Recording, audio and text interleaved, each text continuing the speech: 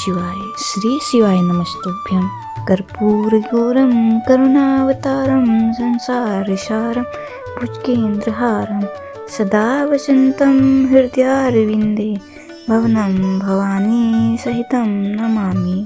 आप सभी का दिन शुभ हो। इससे पहले की कथाएं सुनने के लिए आप सबका बहुत बहुत धन्यवाद। आज दिनांक है 4 फरवरी और दिन है बुधवार। तो आइए शुरू करते हैं फाल्गुन मास के तीसरे दिन की कथा। एक बार पृथ्वी पर लगातार 12 वर्षों तक भयंकर अकाल पड़ गया। अकाल के समय ना ही कहीं आसमान में बादल दिखाई दिए, न ही धरा पर कहीं हरियाली। सभी झीलें, तालाब, नाले सूख गए। समस्त सृष्टि में हाहाकार मच गया। प्राणी जल की बूंद बूंद के लिए तरस गए और भूख से बेहाल हो चुके थे। किसान अपनी सोने जैसी धरती के बंजर हो जाने के भय से हर समय प्रार्थना में लीन रहते। सूर्य अपने प्रकाश को, जिसे अग्नि के रूप में धरती पर डाल रहा था, उससे समस्त जीव जंतु अकाल मृत्यु को प्राप्त होने लगे। फिर भयंकर गर्मी में एक किसान ने अचानक अपने खेतों में हल जोतना शुरू कर दिया। संयोगवश भगवान शिव और देवी पार्वती जी भ्रमण करते हुए वहीं आ पहुंचे। कमजोर शरीर वाले उस किसान को बंजर धरती पर हल चलाते और पसीने से लथपथ हुए जब माता पार्वती ने देखा तो उनका हृदय पसीज गया। वो सोचने लगी, ये किसान बिना जल के धरती पर हल क्यों चला रहा है? जब तक अकाल की स्थिति है, हल चलाने का तो कोई औचित्य ही नहीं होगा। इसी सोच में डूबी माता पार्वती जी से भगवान शिव बोले, देवी क्या सोच रही हो? तब भगवान शिव से देवी पार्वती जी बोली, देव, पिछले कई वर्षों से अकाल पड़ा हुआ है। बिना वर्षा के इस बंजर धरती पर कुछ भी तो नहीं उगेगा। फिर इस किसान को क्या पड़ी है जो इस भयंकर गर्मी में धरती पर हल चला रहा है? इससे वह खुद भी परेशान हो रहा है और बेचारे भूखे प्यासे बैल भी परेशानी में है। क्या इस किसान को लगता है कि वर्षा होगी? देवी पार्वती जी की बात सुनकर भगवान शिव बोले, देवी नहीं, इसे कोई पूर्वाभास नहीं है कि वर्षा होने वाली है। अकाल के 12 वर्षों का समय बीत जाने से इसे इस बात का भी आभास है कि निकट भविष्य में वर्षा होने का कोई संकेत नहीं है। तब देवी पार्वती जी ने भगवान शिव की बात को बीच में ही काटते हुए कहा, देव, फिर यह व्यक्ति मूर्खता क्यों कर रहा है? क्यों यह सूखे बंजर खेत में हल चला रहा है? माता पार्वती जी की शंका का समाधान करते हुए भगवान बोले, देवी, यह व्यक्ति मूर्ख नहीं है, इसे सब कुछ पता है। फिर भी यह हल इसलिए चला रहा है कि कहीं इस लंबे अकाल में निठल्ले बैठे रहने से वो हल चलाना ही ना भूल जाए। भगवान शिव का उत्तर पाकर देवी पार्वती उस किसान के कष्टों के निवारण का उपाय ढूंढने लगी। जानती थी देवी कि भगवान शिव जब भी अपना वर्षादयी शंख बजाते हैं तो वर्षा होने ही लगती है। तब उन्होंने भगवान शिव से कहा, प्रभु, किसान यह सोचकर कि कहीं वह हल चलाना ही ना भूल जाए, कितना कष्ट उठाकर हल चला रहा है। लेकिन प्रभु, आपने भी तो इतने वर्षों से अपना वर्षा शंख नहीं बजाया है, कहीं ऐसा ना हो कि आप भी शंख बजाना ना भूल जाएं। तब भोलेनाथ तपाक से बोले, नहीं पार्वती, ऐसा कैसे हो सकता है कि मैं शंख बजाना भूल जाऊं? तब पार्वती जी भी झट से बोली, क्यों नहीं प्रभु, ऐसा क्यों नहीं हो सकता? इतने वर्षों से आपने शंख नहीं बजाया, ऐसे में हो सकता है कि इस किसान की तरह आप भी शंख बजाना भूल गए हों। तब भगवान शिव कहने लगे, नहीं पार्वती, मुझे शंख बजाना आता है और अपना शंख बजाना ना तो मैं भूला हूँ और ना ही कभी भूल सकता हूँ। भगवान शिव ने देवी पार्वती जी की शंका निवारण के प्रयास में कहा, लेकिन पार्वती जी थी कि अपनी जगह अड़िग थी। कहने लगी, भोलेनाथ, अगर ऐसा नहीं है तो फिर एक बार बजाकर देख क्यों नहीं लेते? देवी की बात सुनकर भगवान शिव को भी लगा कि वे संदेह में घिर गई हैं और उनका संदेह दूर करने के लिए उन्होंने तुरंत अपनी झोली से दाई शंख निकाला और पूरे वेग से उसे बजाने लगे। बस फिर क्या था, शंखनाद होते ही समूचे आकाश में मेघ घिर आए। काले रंग के घनघोर बादल आकाश में, और बारिश ना हो ऐसा भला कैसे होता? फिर भगवान शिव पूरे वेग से शंखनाद करते रहे और मेघ भी पूरे जोर से बरस पड़े। देखते देखते मूसलाधार बारिश होने लगी। समूची धरती जलमग्न हो उठी। इतनी बारिश हुई कि सारी धरती की प्यास बुझ गई। अब किसान नाचने लगे। मनुष्य ही क्या, समस्त पक्षी भी भगवान शिव की इस कृपा से धन्य हो उठे। माता पार्वती इस समूचे संसार की प्रसन्नता से गदगद हो उठी। माता पार्वती जो अपनी व्यवहार कुशलता के कारण पृथ्वीवासियों को संकट से बचाने के कारण ही जगदम्बा कहलाई हुए भगवान शिव से मुस्कुराते हुए बोली, स्वामी आप तो सचमुच भोले भंडारी हैं। भगवान शिव भी समझ चुके हैं कि देवी पार्वती ने उनसे शंख बजाने का आग्रह बार बार क्यों किया था। तो यह थी भोले शंकर की कृपा की कहानी। अब सुनिए फाल्गुन मास महात्म्य का आज का अध्याय। श्री सूत जी कहते हैं कि त्रयोदशी तिथि में सायंकाल को प्रदोष कहा गया है। प्रदोष काल के समय महादेव जी कैलाश पर्वत की रजत भवन में नृत्य करते हैं और देवतागण उनके गुणों का स्तवन करते हैं। इसलिए धर्म, अर्थ, काम और मोक्ष की इच्छा रखने वाले पुरुषों को प्रदोष काल में नियम पूर्वक भगवान शिव की पूजा, होम, कथा और गुणगान करना चाहिए। दरिद्रता के अंधकार से अंधे और भवसागर में डूबे हुए संसार भय से भीरू मनुष्यों के लिए यह प्रदोष व्रत पार लगाने वाली नौका है। भगवान शिव की पूजा करने से मनुष्य दरिद्रता, मृत्यु, दुख और पर्वत के समान भारी ऋण भार को जल्दी ही दूर करके संपत्तियों से पूजित हो जाता है। विदर्भ देश में सत्यरथ नाम से प्रसिद्ध एक राजा थे जो सब धर्मों में तत्पर, धीर, सुशील और सत्य प्रतिज्ञ थे। धर्म पूर्वक पृथ्वी का पालन करते हुए उनका बहुत सा समय सुखपूर्वक बीत गया। फिर सालू देश के राजाओं ने विदर्भ नगर पर आक्रमण करके उसे चारों ओर से घेर लिया। अपनी पुरी को शत्रुओं से घिरी हुई देखकर विदर्भ राज विशाल सेना को साथ लेकर युद्ध के लिए आए। बलोमत सालू देशी पवित्र क्षत्रियों के साथ राजा का बड़ा भीषण युद्ध हुआ। सालुओं की बहुत बड़ी सेना मारी गई, परंतु अंत में विदर्भ राज भी उनके हाथों से मारे गए। मंत्रियों सहित उस महारथी वीर राजा के मारे जाने पर मरने से बचे हुए सैनिक भाग खड़े हुए। उस समय विदर्भ राज सत्यरंजन से निकलकर पश्चिम दिशा की ओर चली गई। उस समय वह गर्भवती थी। प्रातःकाल होने पर धीरे धीरे मार्ग से जाती हुई उस साध्वी रानी ने बहुत दूर का रास्ता तय कर लेने के बाद एक स्वच्छ तालाब देखा।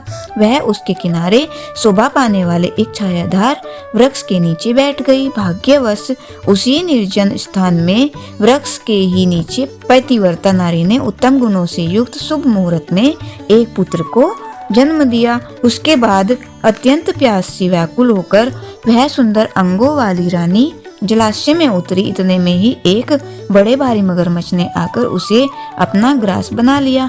वह बालक तो पैदा होते ही अपने माता पिता से हीन हो गया और भूख प्यास से पीड़ित होकर उस सरोवर के किनारे जोर जोर से रोने लगा। वह नवजात शिशु जब इस प्रकार रो रहा था, उसी समय भाग्यवश वहाँ एक श्रेष्ठ ब्राह्मणी आ पहुंची।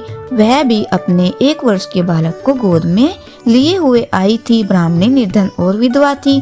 घर घर भीख मांगकर अपना जीवन बिताती थी। उसका नाम उमा था। उस सती साध्वी ब्राह्मणी ने उस राजकुमार को देखा। उसे अनाथ की तरह रोता हुआ देखकर उसने मन ही मन विचार किया, अहो यह तो बड़े आश्चर्य की बात दिखाई देती है कि यह नवजात शिशु जिसकी नाल भी अभी तक नहीं हटी है पड़ा हुआ है, उसकी माता कहाँ चली गई, ना जाने इसका पिता कहाँ है, कोई बंधु बांधव आसपास है। यह दीन अनाथ बालक बिना बिस्तर के भूमि पर सो रहा है। यह चंडाल का पुत्र है या शूद्र का, वैश्य बालक है या ब्राह्मण का, या फिर क्षत्रिय का शिशु है, इसका निश्चय कैसे किया जाए। मैं इस शिशु को उठाकर अपने सगे पुत्र की तरह इसको अवश्य ही पाल सकती हूँ, परंतु यह किस कुल का है यह ना जानने के कारण इसे छूने का साहस तो मुझे नहीं होता। वह पतिव्रता ब्राह्मणी जब इस प्रकार कह रही थी कि उसी समय कोई सन्यासी महात्मा वहां आ गए। वे ऐसे दिख रहे थे मानो साक्षात शंकर जी ही। उन श्रेष्ठ भिक्षु ने उस स्त्री से कहा है, हे ब्राह्मणी, दुख ना करो, हृदय के संशय को दूर करके इस बालक की रक्षा करो, इससे तुम्हें शीघ्र परम कल्याण की प्राप्ति होगी। ऐसा कहकर वे दयालु भिक्षु तुरंत वहां से चले गए। उनके जाने के बाद ब्राह्मणी ने विश्वास पूर्वक उस बालक को लेकर अपने घर की ओर प्रस्थान किया। उस राजकुमार का ब्राह्मणी ने अब अपने बेटे के समान ही पालन पोषण प्रारंभ कर दिया। एक चक्रा नामक नगर में उस ब्राह्मणी का घर था। वह भिक्षा के अन्न से ही अपने पुत्र और राजकुमार को भी पालने लगी। ब्राह्मणों ने ब्राह्मणी के तथा राजा के पुत्र का भी संस्कार कर दिया। अब वे दोनों सर्वत्र सम्मानित होकर दिन दिन बढ़ने लगे। समय आने पर उनका उपनयन संस्कार हुआ। अब वे दोनों बालक एक साथ रहकर नियमों का पालन करने लगे।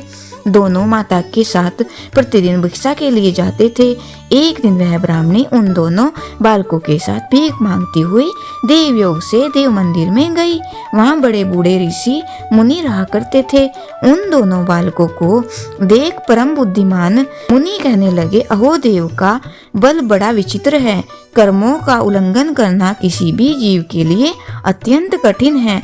देखो ना, यह बालक दूसरी माता की शरण लेकर भिक्षा से अपना जीवन निर्वाह करता है। इस ब्राह्मणी को ही श्रेष्ठ माता के रूप में पाकर ब्राह्मण बालक के साथ ही ब्राह्मण भाव को प्राप्त हो गया। शाल मुनि का यह वचन सुनकर ब्राह्मणी को बड़ा आश्चर्य हुआ। उसने भरी सभा में मुनि को प्रणाम करके कहा, हे ब्राह्मण, एक सन्यासी के कहने पर ही मैं इस बालक को अपने घर ले आई हूँ। हालांकि अभी तक इसके कुल का पता नहीं लगा, फिर भी मैं अपने पुत्र की तरह ही इसका पालन पोषण करती हूँ। आप ज्ञान के नेत्रों से देखते हैं हे मुनिवर, इसलिए मैं आपसे यह जानना चाहती हूँ कि यह बालक किस कुल में उत्पन्न हुआ है और इसके माता पिता कौन हैं? तब मुनि बोले, ब्राह्मणी, यह तो विदर्भ देश के राजा का पुत्र है।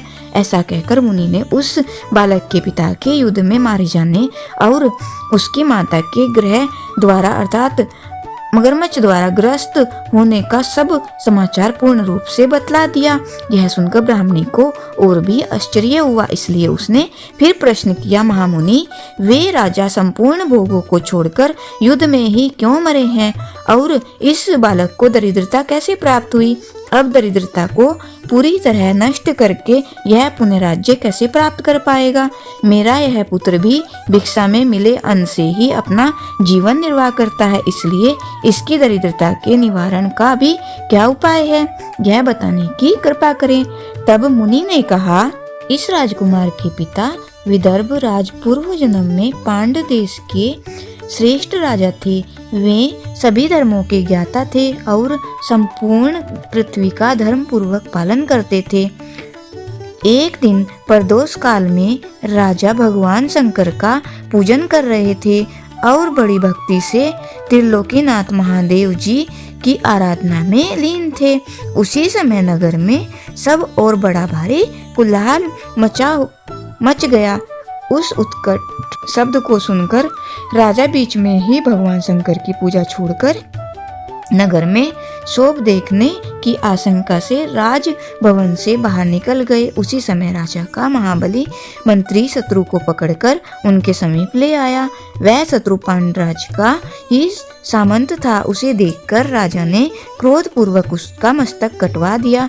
शिव पूजा बीच में छोड़कर नियम को समाप्त किए बिना ही राजा ने रात में भोजन भी कर लिया। इसी प्रकार राजकुमार भी प्रदोष काल में शिव जी की पूजा किए बिना ही भोजन करके सो गया। वही राजा दूसरे जन्म में विदर्भ राज हुआ और शिव जी की पूजा में विघ्न होने के कारण शत्रुओं ने उसको सुख भोग के बीच में ही मार डाला।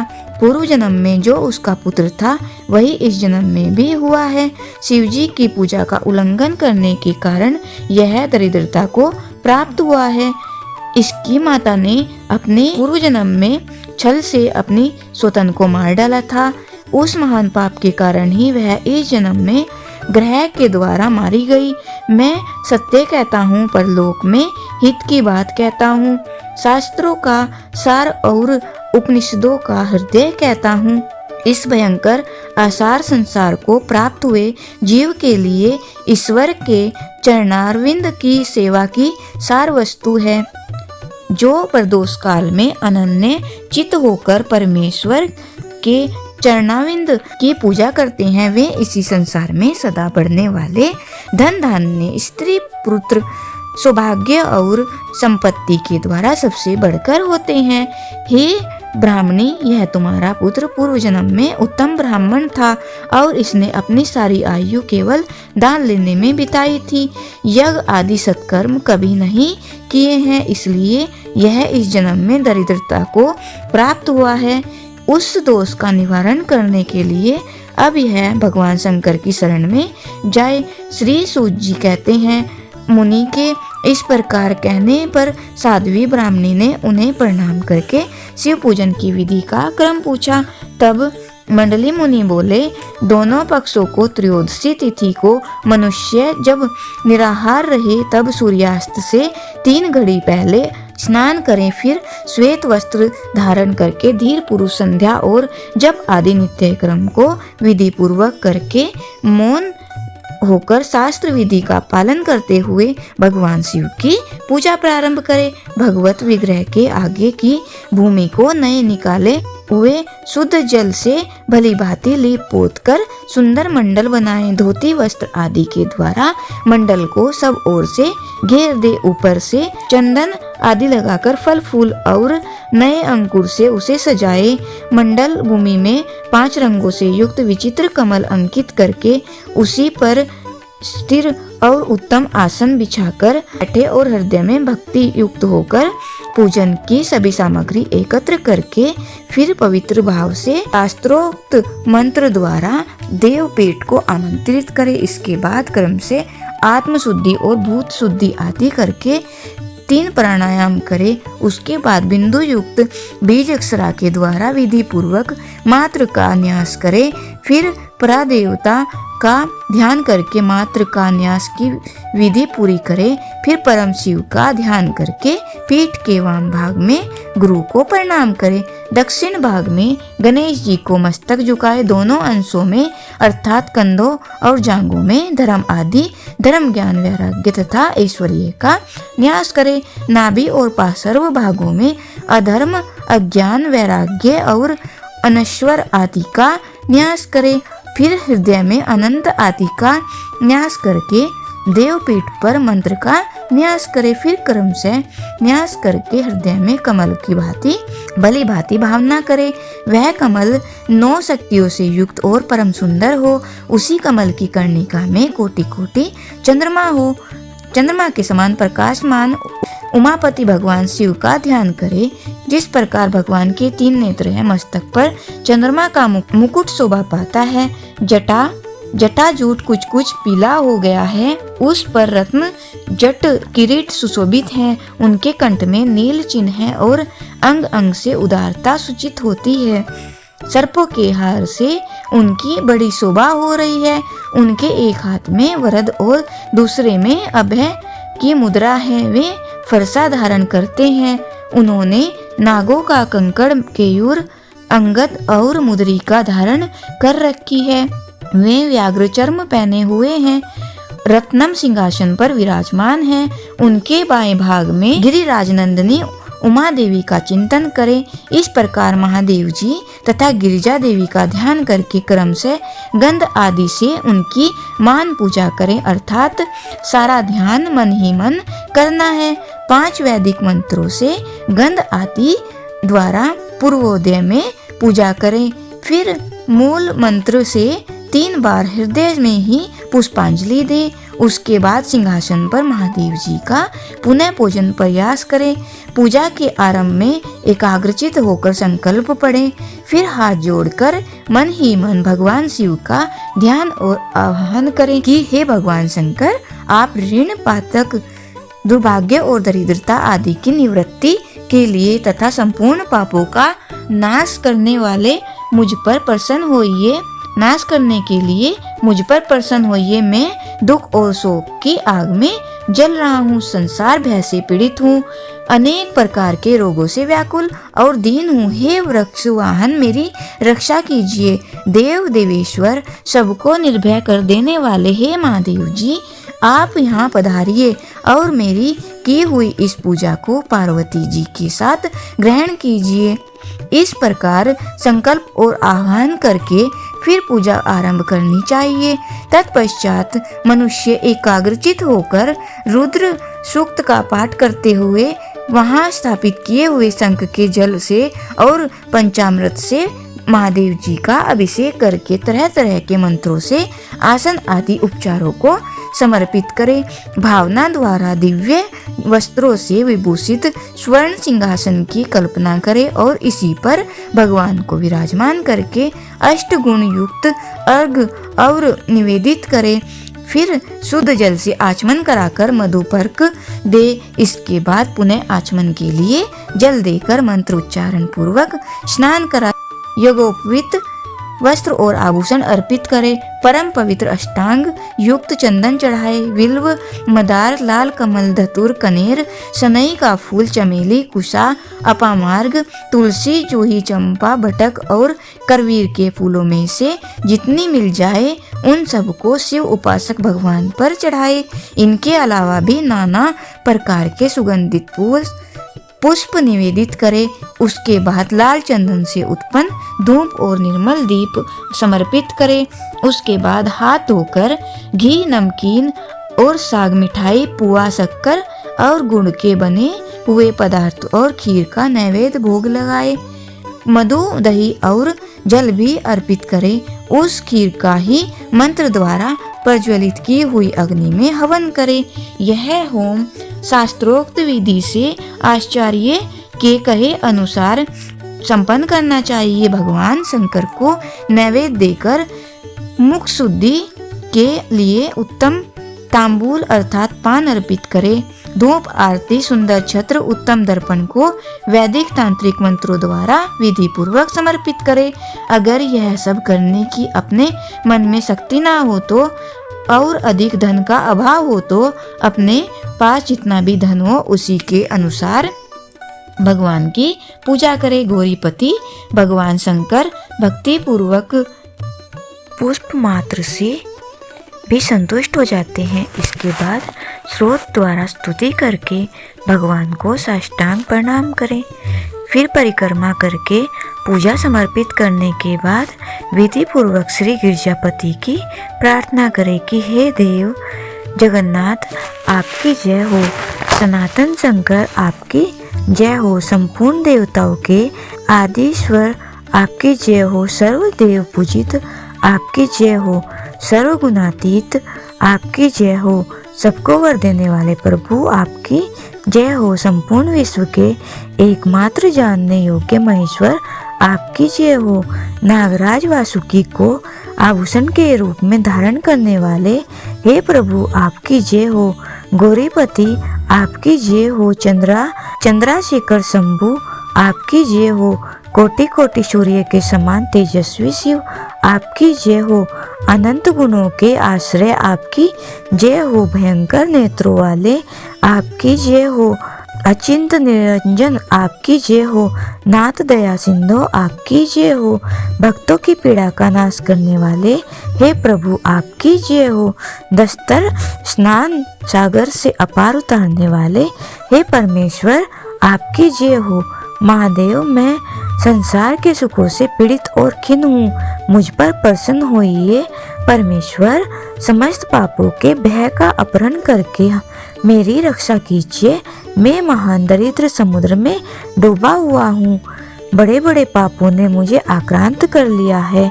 मैं महान शोक से नष्ट और बड़े बड़े रोगों से व्याकुल हूँ, सब ओर से ऋण के भार से लदा हुआ हूँ, पाप कर्मों की अग्नि में जल रहा हूँ और ग्रहों से पीड़ित हो रहा हूँ। हे शंकर जी मुझ पर प्रसन्न होइए। निर्धन मनुष्य इस प्रकार पूजा के अंत में अथवा गिरजापति की प्रार्थना करे। धनाढ्य अथवा राजा को इस प्रकार भगवान शंकर की प्रार्थना करनी चाहिए कि हे शंकर जी, आपकी कृपा से मेरे सदा आनंद रहे, मेरे राज्य में लुटेरे ना रहें, सब लोग निरापद होकर रहें, पृथ्वी पर अकाल महामारी आदि के संताप शांत हो जाएं, सबकी खेती धन धान्य से समृद्ध हो, संपूर्ण दिशाओं में सुख का साम्राज्य छा जाए। इस प्रकार प्रदोष व्रत के दिन गिरजापति भगवान शंकर की आराधना करें, ब्राह्मणों को भोजन कराएं और उन्हें दक्षिणा देकर संतुष्ट करें। इस प्रकार मैंने सब पापों का नाश, सब प्रकार दरिद्रता का निवारण और समस्त मनोवांछित वस्तुओं का दान करने वाली शिव पूजा का वर्णन किया। यह शिव जी की पूजा शिव जी के द्रव्य का आहरण करने के पाप को छोड़कर शेष सभी महापाप और उन पापों के महान समुदाय का नाश कर डालती है। अगर यह दोनों बालक इसी प्रकार भगवान शंकर का पूजन प्रत्येक प्रदोष व्रत के दिन करते रहें तो वर्ष भर के भीतर ही इन्हें उत्तम सिद्धि की प्राप्ति होगी। सांडेल मुनि का यह वचन सुन उस ब्राह्मणी ने दोनों बालकों के साथ मुनि के चरणों में प्रणाम किया और इस प्रकार कहा, हे भगवान, आज मैं आपके दर्शन मात्र से कृतार्थ हो गई। यह दोनों बालक आज से आपकी शरण में है। ब्राह्मण मेरा पुत्र है और इसका नाम सूचिव्रत है और यह राजकुमार है जिसका मैंने नाम धर्मगुप्त रख दिया है। यह दोनों बालक और मैं, हम सभी अब आपके चरणों के दास हैं। इस घोर दारिद्र्य सागर में गिरे हुए हम सबका आप उद्धार कीजिए। इस प्रकार शरण में आई हुई ब्राह्मणी को अमृत के समान मधुर वचनों द्वारा आश्वासन देकर मुनि ने उसके दोनों बालकों को भगवान शंकर की आराधना की मंत्र विद्या का उपदेश दिया, जिसके बाद दोनों बालक और ब्राह्मणी मुनि की आज्ञा लेकर वहां से चले गए।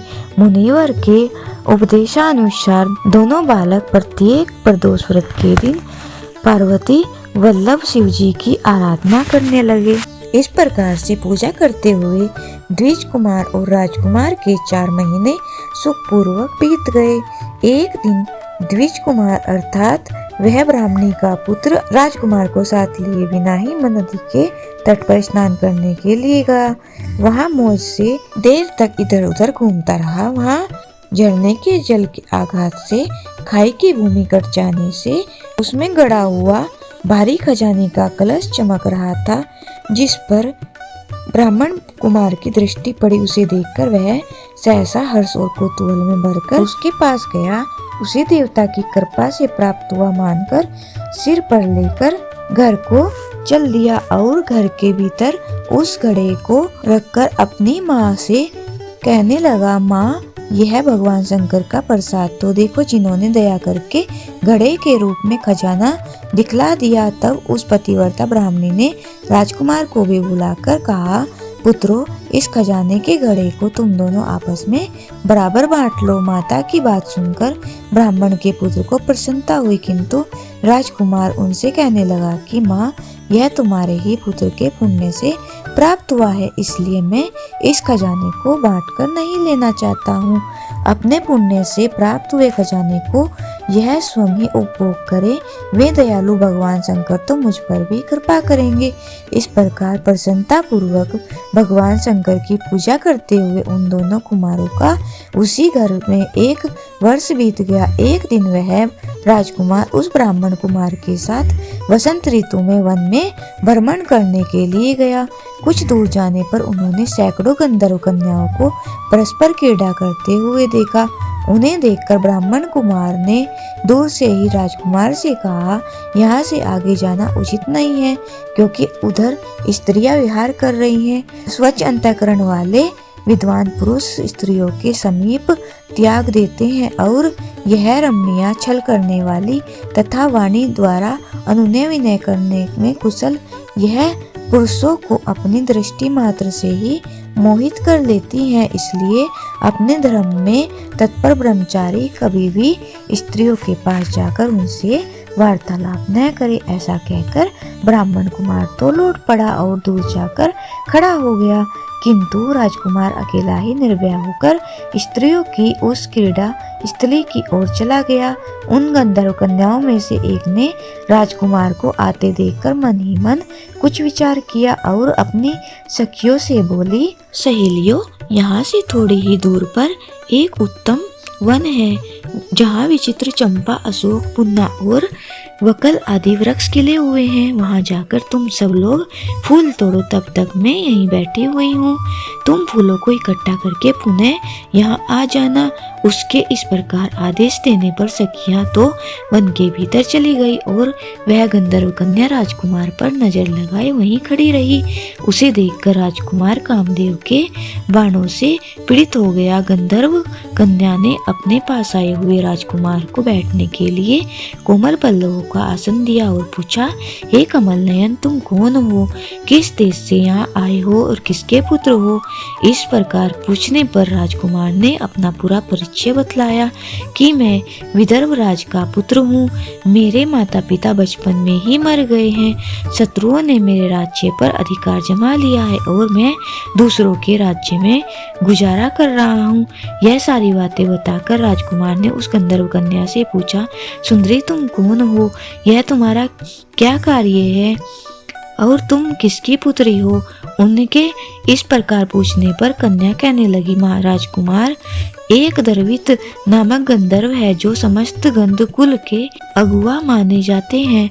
मैं उन्हीं की पुत्री हूँ और मेरा नाम अंशुमति है। सब सखियों को छोड़कर मैं यहाँ अकेली, मैं तुम्हारी इच्छा जानती हूँ। तुम्हारा मन मुझ में आसक्त हो गया है। इसी प्रकार देव ने मेरे मन में भी तुम्हारे लिए उत्कंठा बरती है। अब हम दोनों का स्नेह कभी भंग नहीं होना चाहिए। ऐसा कहकर गंधर्व कुमारी ने शीघ्र अपने गले से मोती का हार निकालकर प्रेम पूर्वक राजकुमार को भेंट कर दिया। उस अद्भुत हार को देखकर राजकुमार ने पूछा, मैं एक बात कहता हूँ, मैं राजहीन और निर्धन हूँ। तुम मेरी प्रिय कैसे होना चाहती हो? मूर्ख स्त्री की तरह अपने पिता की आज्ञा का उल्लंघन करके अपनी इच्छा के अनुसार आचरण क्यों कर रही हो? यह सुनकर गंधर्व कन्या ने कहा, प्रियतम, आपका कहना ठीक है। मैं पिता की आज्ञा के विरुद्ध नहीं करूंगी।